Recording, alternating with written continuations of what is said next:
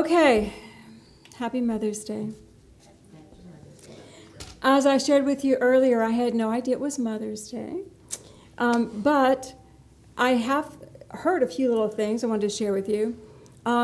David and Patrick were at the house watching a show on football. And if you can't watch sports, you watch shows about sports. And so this was a show on mascots, I believe, mascots of teams. And while we were watching it, the man said this. Don't know what his name was, but he said, alma mater actually means nurturing mother. And I thought, wow, because you refer to your college as your alma mater. Alma mater is your nurturing mother. I thought, that's so interesting, because I guess you do feel nurtured and you are being governed and groomed when you're at school. And then Peggy posted something about the UK, which I Googled. And here it is.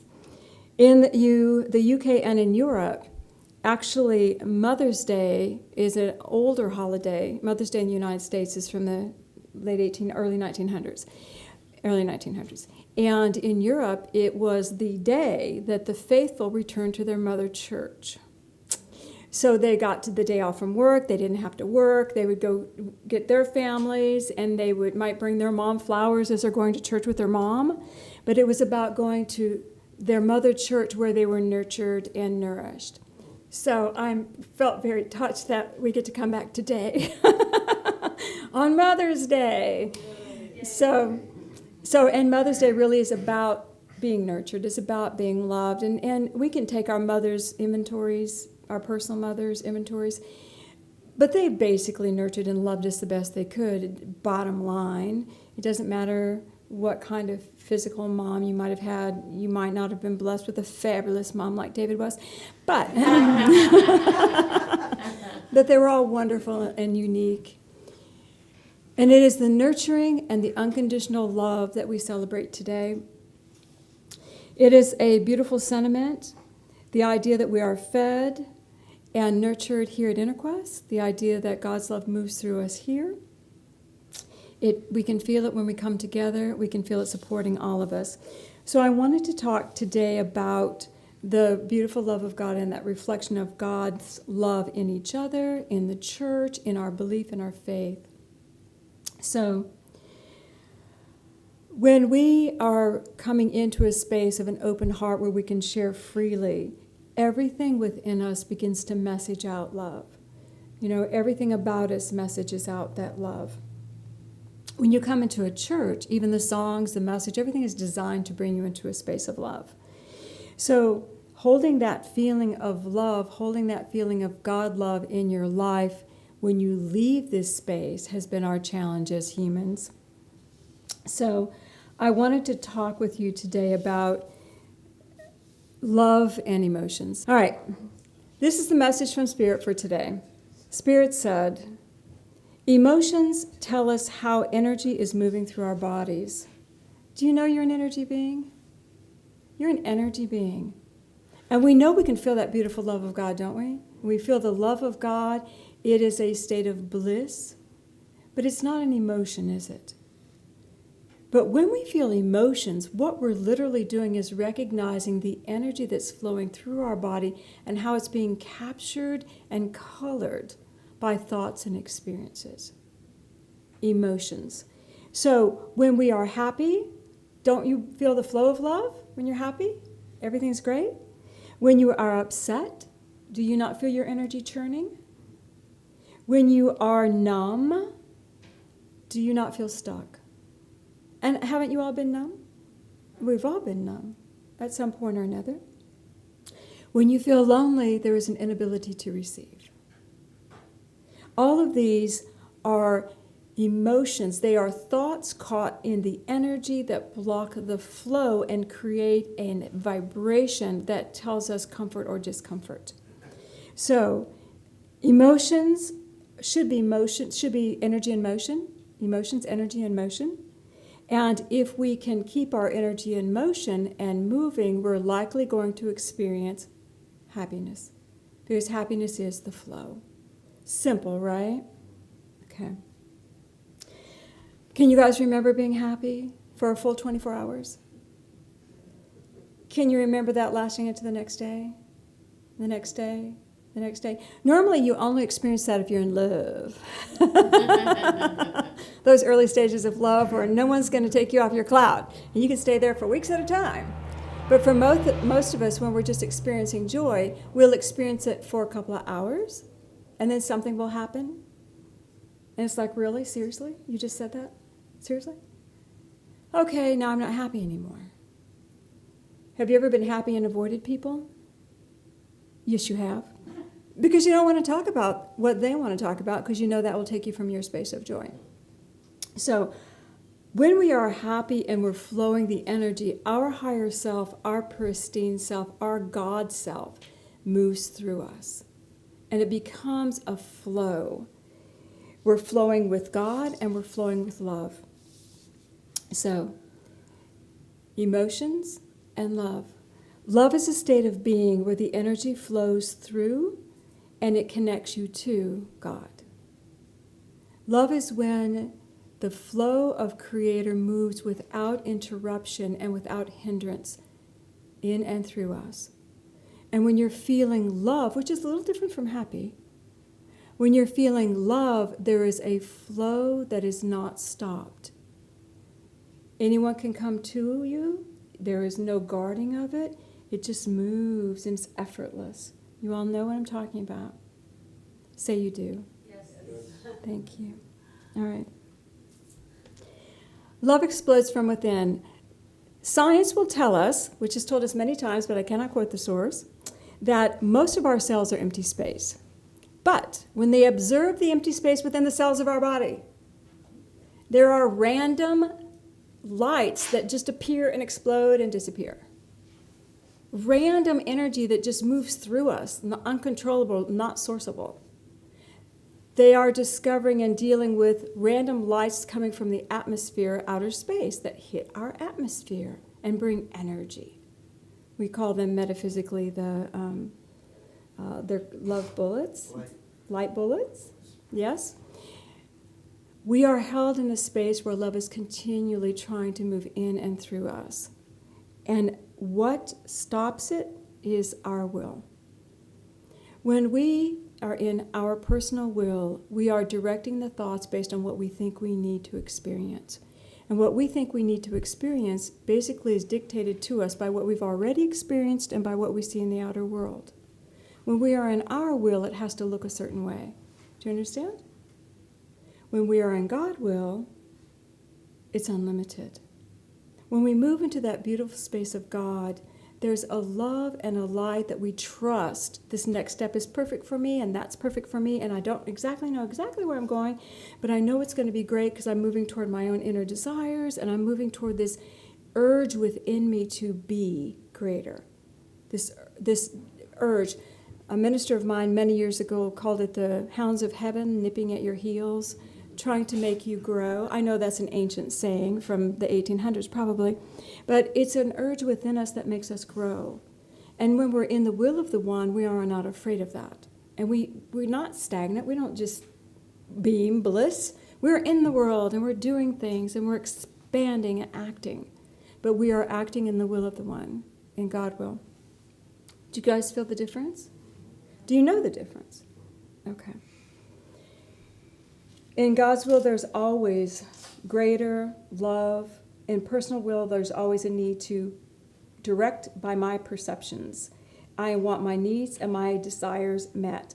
We actually cannot block God energy. We actually cannot block God energy because it keeps us alive and sustains us. But we can certainly contain it through emotions and thoughts so that it does not express freely as God energy. Okay. Everything I'm saying is familiar, right? Okay.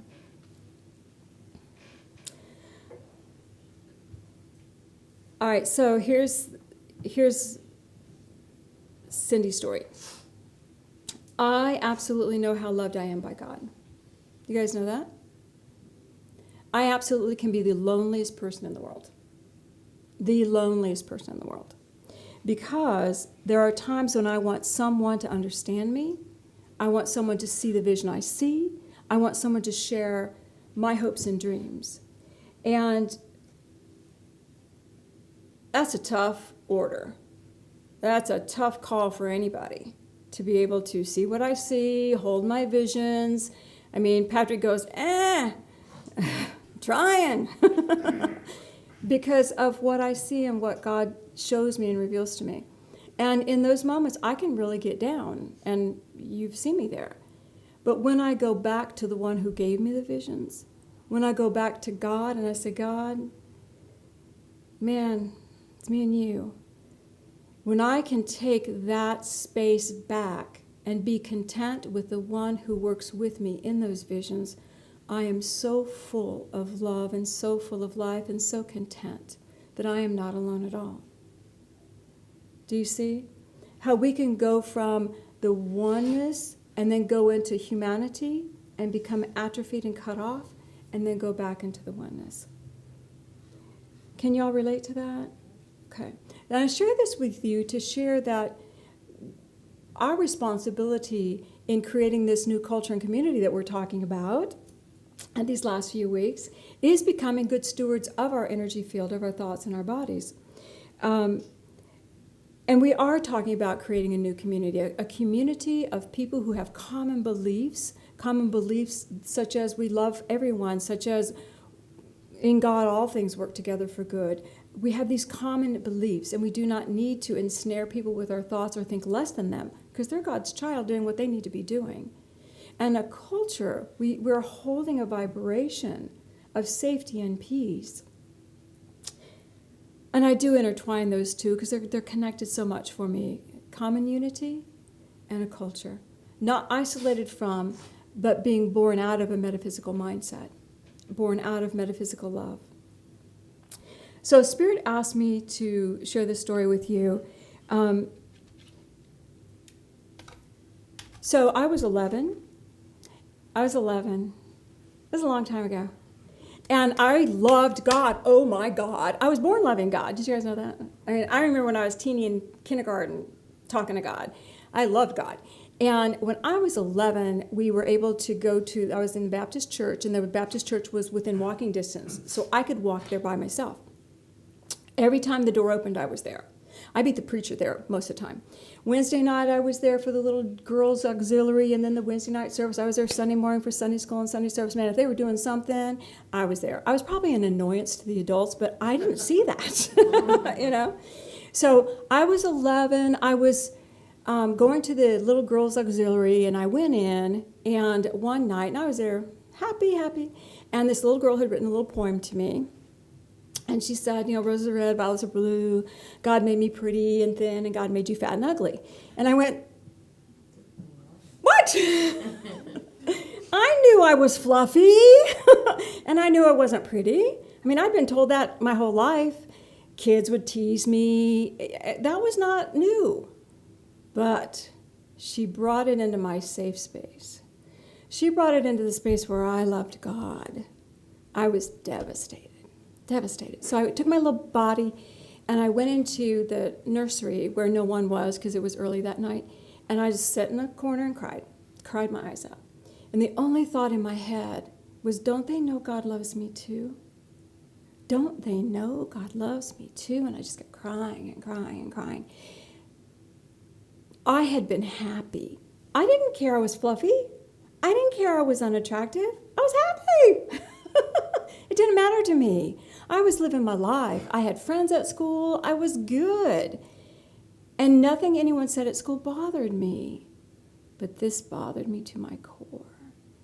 And I got the message deep within me that if I'm to be loved by the world, I have to be pretty.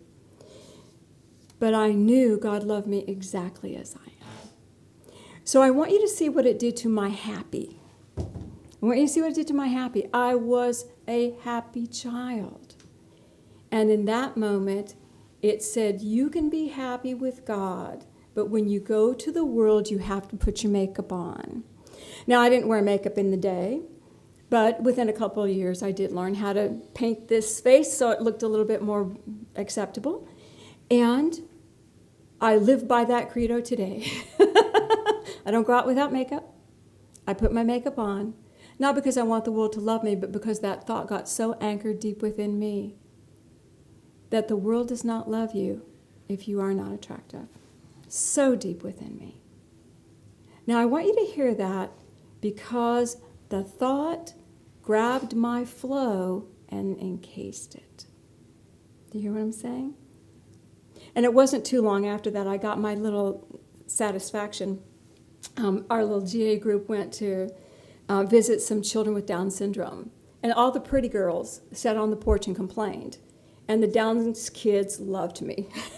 I played with them and talked with them, and we laughed, and they didn't care what I looked like at all. And we had a great visit and a great time, but I was the one visiting with these kids. No one else was, because I was happy. I was in my God space. This is an example of our higher selves. When we're in our higher selves, when we're in our God space, nothing of the mind of man matters to us. It really doesn't. You know, when you're in the flow and you're going and people say something, it's like, oh, you know, I'm doing my God thing. I'm happy. It's when we let the thoughts come in and contain that create an emotion. And that emotion is what we need to heal. So, perceptions of the world came crashing through my little joy, and the negative thought came into my bliss. Bliss. Now, when I get up in the morning and I come to church, do you not know I put my makeup on? And I look at myself and I say, good job, let's go. I look at my makeup at lunch, and that's it. So the rest of the time, good luck to you people. I have no idea how I look because I'm in my bliss here. But I've done my due diligence for mankind. Now, we could take it a higher level. We could take it into the space of, I want my bliss to be where I stand at all times, without thought to the expectations of man. And that's one of the things that I will be working on. Because when the world impinges upon me, then I have stepped one step away from God's will for me. You understand? Okay. All right. So what we want to do is we want to begin to let our personal will align with God so we can become our authentic self. You see where I have to work? Yes? So we all have those spaces where we need that beautiful light to move our personal will to God will so we can become authentic. Our desires, everything that comes through us is a part of the God light wanting to express through us. So those are all a part of our divine self, our authentic self, that beautiful light. But we need to get back to feeling that and to feel our way there. So let me offer you this. Did anybody have a memory similar to little Cindy at 11? Oh, we've got a few people. Okay, good. Okay, so what we want to do is we want to go to the memories that may come up within you. And you want to send love to that. You want to honor what happened and just send love. I accept you where you are and God's got us. If you have thoughts that make you unhappy, you know, sometimes you'll watch a sad movie and you'll go into tears, just tears. And someone's like, that wasn't that sad. But you're devastated. There's something within you. And that is an emotion caught. So we can take a breath and send God love back to whatever that emotion might be. And say, God's got us. The truth is, we are safe, and the truth is, when I am in my authentic self, this does not bother me. I send love around it. Do you see? And it's not that we don't want to have emotions and feelings. We do not want them trapped in our bodies. We don't want the repeat patterns stuck there. Happiness is when we're flowing. When we love self, it opens the door to the God love in self. Got that? If we love self, it opens the door to God love in self. Okay, I'm going to hit you with some stuff here, and then we'll close. A woman had lost her child, and she was grieving. And this is in Aquarian 54:10. Jesus says this, if you harbor grief and give sorrows vent, they will grow greater, and they will absorb your very life until at last you will be nothing but grief. You know how it feels to let negative emotions absorb you. We all do. Yes? Yes. Instead of helping your son who's crossed over, you are giving him grief too, because he watches you. He wants you to be happy, and he's glad when you're glad. Bury your woes and smile at grief and lose yourself in helping others. With duty done comes happiness and joy, and gladness cheers the hearts of those who have passed on. So the woman left to try to bring gladness to other people. So Jesus is telling her at the time of loss, this isn't helpful for you or those you have lost. Find a way to move into joy. In another instance, he says, these are people that were caught working for a living and they were unhappy. He said, men, be conscious of your powers, for he who wants doesn't have to remain a slave. Live as you would have your brother live. Unfold each day as does the flower, for the earth is yours and heaven is yours, and God will bring you to your own. And the people said, show us the way of the flower. And again, don't fight, live. Keep the eye on God and do what's in front of you every day, and you will grow to that space where you can maintain the happiness.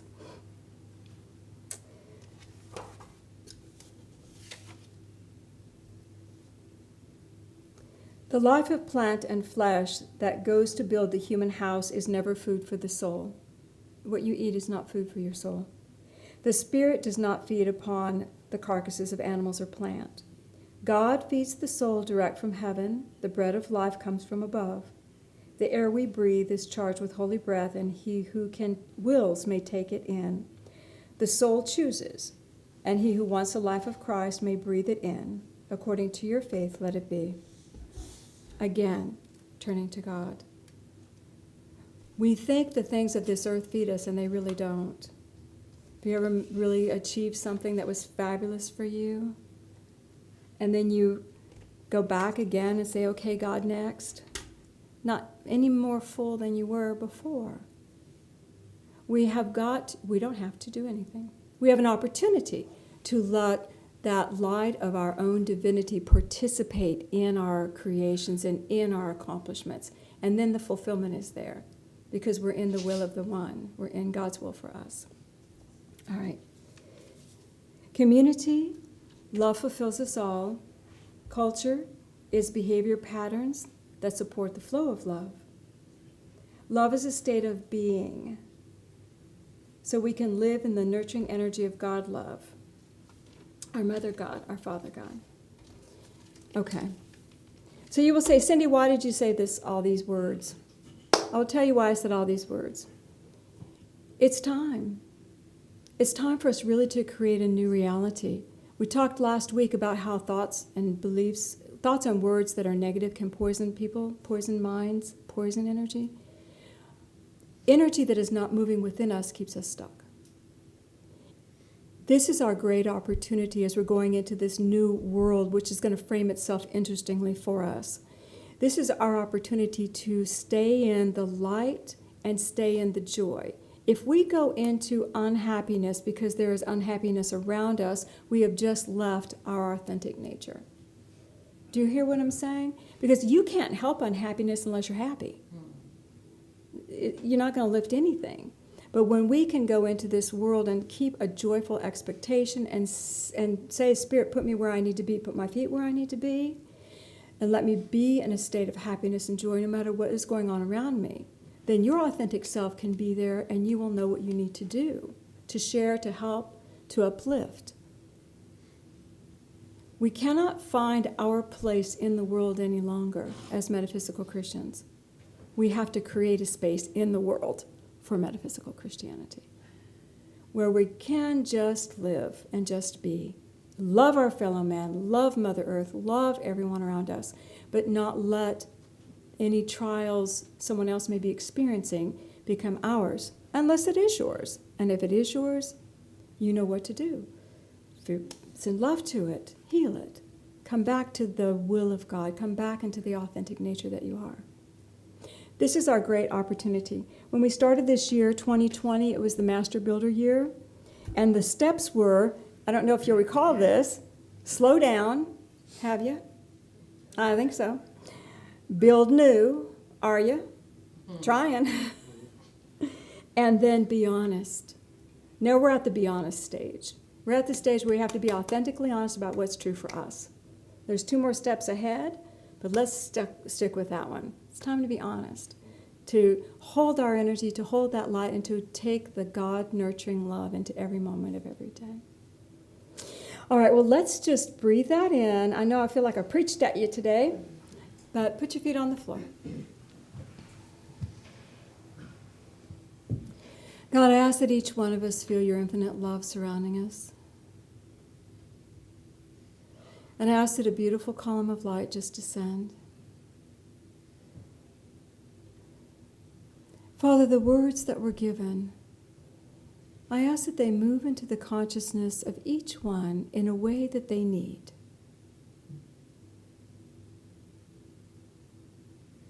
I ask that you feed each one what they need.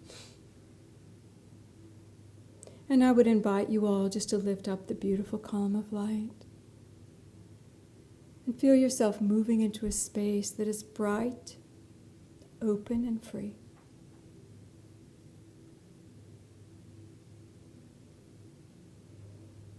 Feel the love around you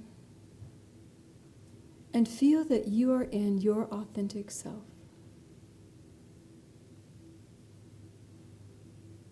As I stand in God love, the life moves through me.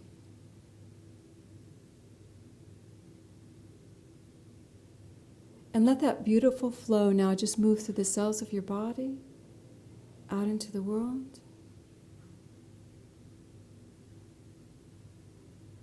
And just begin to feel that peace.